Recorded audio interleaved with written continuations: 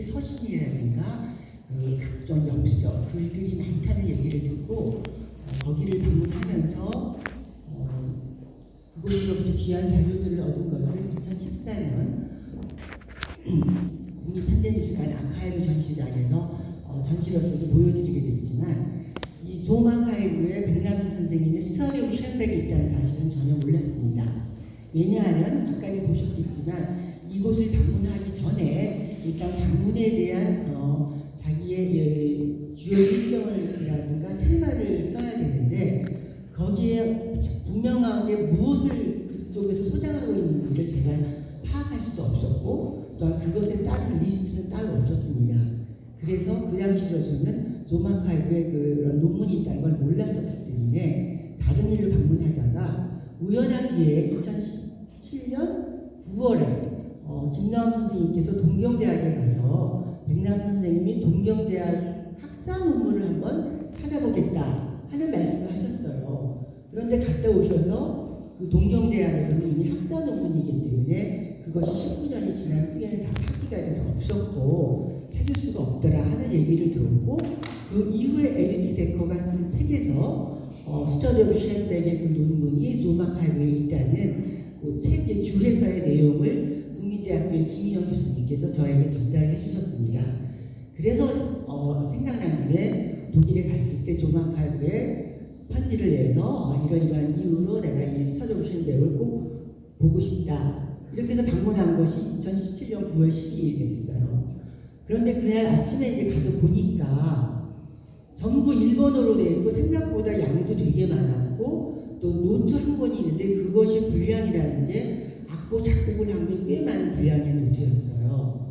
근데 모두가 다 일본어로 되어 있었기 때문에 제가 한 글자도 읽을 수도 없고 그것을 어떻게 이 논문에 대해서 어떻게 내가 취득을 하거나 허락을 받을 수 있는지조차도 막막했습니다. 그래서 오전 2시간 동안은 거기 논문에 써 있는 음악 악보라든가 약간의 영어라든가 내가 신경을 써서 필사하거나 적어볼 수 있는 몇 장을 A4 용지 2장에 이제 적었고 그 다음에 이제 허락을 받아서 오늘 조금 전에 발표하셨던 알가이어 관장님께서 오후에 나오시니까 그분의 허락을 받고 의논을 하라고 했더라고요. 그래서 말씀을 드린 것이 이것을 어떻게 우리가 카피라든가 사진이라든가 할 방법이 없겠느냐 했을 때 절대 아무것도 할 수가 없다. 이 아카이브에서 이 논문 한 가지라부터 나갈 수가 없고 당신이 필요한 것을 와서 필사를 해라. 근데 저는 이제 한국 사람이었기 때문에 일본어를 이제 필사를 할 수가 없다. 그럼 어떻게 하면 좋겠냐? 그럼 슈투트가르트에 있는 일본 학생이거나 독일에 있는 일본 사람 중에 독일어를 하는 사람을 한번 수소문해 보는 게 어떻겠느냐 하는 의견을 내시더라고요.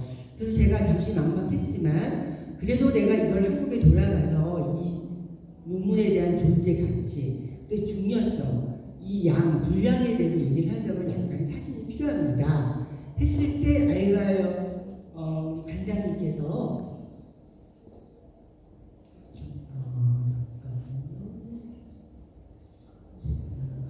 눈이 나쁘기 때문에 좀 사진이 힘들지만 허락을 해주셔서 오른쪽 끝에 보시면 약간의 책 밑에 손바닥이 보이는데 그것이 우리 알가요 박사님의 손바닥입니다. 그 손에 놓고 바닥에도 놓을 수가 없습니다. 얼마나 귀중하게 이거를 다루시는지 손에 놓고 거기에 대해서 2개, 3장만 제가 백남준이 쓴 논문이라는 확인을 가지고 이제 한국으로 돌아오게 되었죠. 그래가지고 이것에 대해서 24살의 청년 백남준이 어떠한 생각으로 학사 논문을 이와 같이 열정적으로 썼을까? 백남준과 쉘백의 관계는 어떤 관계였을까? 그런 의구심이 나더라고요. 사실 제가 일본어를 알았더라면 이 내용을 파악했기 때문에 그렇게 큰 의구심이 없었겠지만 아까 이큐 선생님께서 바보학, 이디오트로기가 있듯이 제가 무지하였기 때문에 이것에 대한 호기심과 관심이 더 많았던 것 같고 보다는 악보를 한 권을 보았는데 악보가 생각보다 상당히 분량이 많더라고요. 이분은 작곡가도 아니시고 작곡을 공부했다는 소리를 들었지만 이렇게 많은 분량을 스터디 오브 쉘백에 대해서 어떻게 할 수 있었을까 하는 역시 또 호기심과 함께 그것을 사진을 찍고 한국으로 돌아왔고 그 후에 제가 오그리스 마리보라는 그 일본 큐레이터, 지금 현재 델마도스 시마미술관의 큐레이터이신데 그분께서는 일본 사람이면서 국민대학에서 박사과정을 하기에 한국어와 일본어가 가능하였습니다. 김미교 우리 그 큐레이터가 소개를 해서 같이 개입을 해서 이 프로젝트를 수행하기로 이제 작전을 짜게 된 거죠. 그래서 일단 제일 일본의 큐레이터가 언제 시간이 허락이 되는지 그 시간을 내서 그 시간을 이제 조만카에게 이메일을 보내 시간을 날짜를 맞추고 허락을 받고 또 우리 마스코한테 내가 이거를 보여주었더니 400자 원고지 이러한 분량이라면 한 일주일 3일 정도를 쓸 수 있을 것 같습니다. 라고 계산을 했어요. 그래서 이제 우리가 방문을 1차적으로 하게 된 것이 2018년 2월 20일에서 22일 요때 1차적으로 이제 그것도 좀 아카이브를 자세히 말씀드리자면 화수목만 방문이 허락이 되고 그때 이제 필사를 할 수가 있는데 이 시간이 10시부터 12시 1시간 식사 시간 후에 점심시간 후에 1시부터 4시 정도까지만 끝마쳐야 돼서 우리가 하루에 8시간 정도로 계산했던 분량의 3분의 2밖에 할 수가 없었습니다. 그리고 또한 백 선생님이 24살의 그 청년기에 어떻게 학사 논문을 이렇게 꼼꼼하게 열심히 하였을까 내용을 떠나서 그 의미를 떠나서 거기에 대해서 굉장히 놀라움을 갖고 필사를 시작했습니다.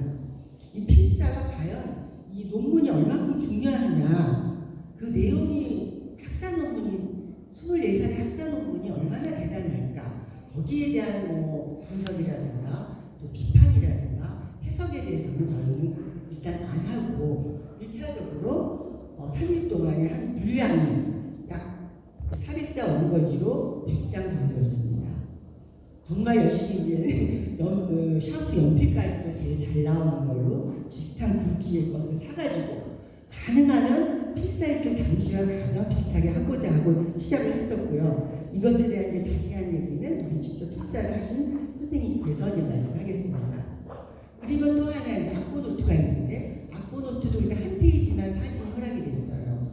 이 악보가 24살에 백남준이 꼼꼼하게 오손지 악보에 기록을 한 건데 음표 하나하나가 굉장히 정갈하게 안전해요. 나는 이것이 활용적으로 어떤 것이고 음률적으로 어떤 것인지 전혀 문외한이지만 24살의 이만한 작곡가가 아닌 분이 작곡을 했다니 그 필사를 부탁할까 생각하다가 그래도 내 피부치가 좀 더 열성적으로 하지 않을까 하는 생각에서 프랑스에 있는 제 딸이 이제 바이올리니스트한테 제가 이제 부탁을 하고 또 그 딸도 이제 시간이 쉽지가 않기 때문에 조마카이브와 직접 이메일을 내서 시간을 맞추어서 한 3번에 걸쳐서 이제 이 악보를 꽤 많은 30페이지의 분량을 이제 필사를 하게 되었습니다.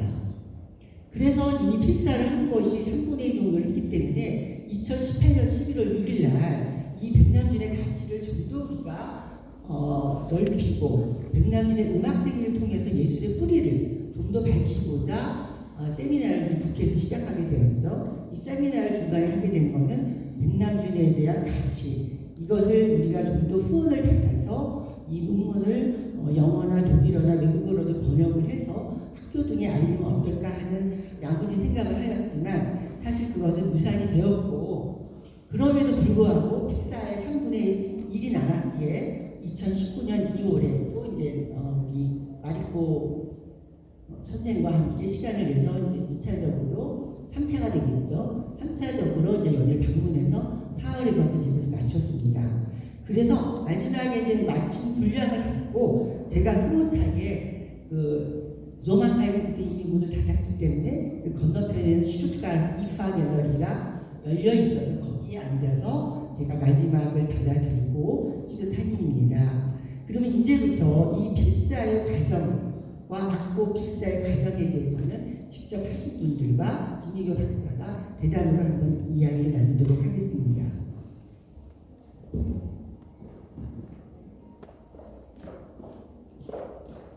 네, 안녕하세요. 저는 이제 김미교 큐레이팅도 하고 이제 연구 활동도 하고 있는 김미교라고 하고요.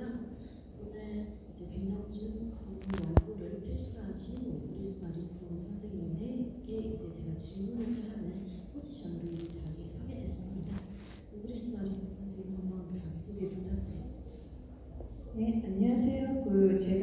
백남준 논문 원고를 배설한 오그리스 마리코라고 합니다. 오늘은 잘 부탁드립니다. 네, 저도 이제 백남준 학사 논문에 대해서 좀 따로 찾아보던 중에 제가 사실 굿모닝 미스터 웰 1984년에 진행했던 그 작품에 대한 연구를 진행하면서 동시에 도쿄에서 있었던 같은 해에 이제 9월, 7월에 도쿄에서 있었던 전시에서 그 종로 아카이브 이름을 발견을 했어요. 이 도록에 지금 나와 있는 모습인데요. 보시면 이제 전시 당시에 어떤 전시물들이 있었는지에 대한 내용들도 같이 있습니다. 특히 이 8번 위치에는 백남준의 학사 논문이라는 캡션을 확인할 수 있고요. 이 컬렉션이 이제 종로 아카이브에 있다라는 사실을 발견을 했는데 지금으로부터 거의 50년 전에 전시가 된 거죠. 이때 당시에도 이제 내용을 면밀히 살펴보기보단 전시물로 활용이 되었던 것 같아요. 그래서 실제로 이제 내용들을 면밀히 열어보고 살펴볼 수 있었던 그 마리코 선생님의 이제 내용을 좀 더 질문을 드리고 싶어졌고요. 저희가 필사하는 과정들은 이제 17년부터 19년까지 이런 여정으로 진행이 됐는데 그 중에 18년 2월 그리고 19년 2월에 논문 필사 작업의 분량들을 이렇게 많이 진행을 하셨더라고요. 그래서 이것과 관련해서 이제 필사 과정에 어떤 어려움이 있었는지 그리고 또 어떤 환경에서 또 필사를 진행했는지 그런 이야기를 좀 듣고 싶습니다. 학사과정에 대한 그 어려움에 대해서 제가 말씀을 드리겠습니다. 지금 보이고 있는 그 사진에 대해서 좀 말씀을 드리겠습니다. 먼저 왼쪽이 그 논문의 원본이고요. 그 너무 오래돼서 약간 표시가 벗겨져 있어서 떨어져 있는 걸 좀 확인할 수가 있습니다. 그래도 그 아래 도장이 지켜져 있고 그 동경에다가 제출했을 때 그 수령을 했다라는 도장을 확인을 할 수가 있습니다. 그리고 오른쪽부터는 제가 그 필사를 했던 그 사진입니다. 백남준의 심사 교수였던 그 다케우치라는 분이 그 일본의 미학자이시죠. 그 다케우치 선생님이 그 심사를 했다라는 것도 여기에 쓰여져 있습니다.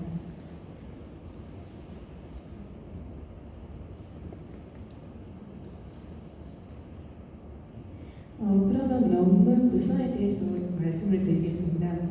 제1부에서는 그 제1장 셴베르크의 음악감, 그리고 제1절 스타일과 아이디어, 그리고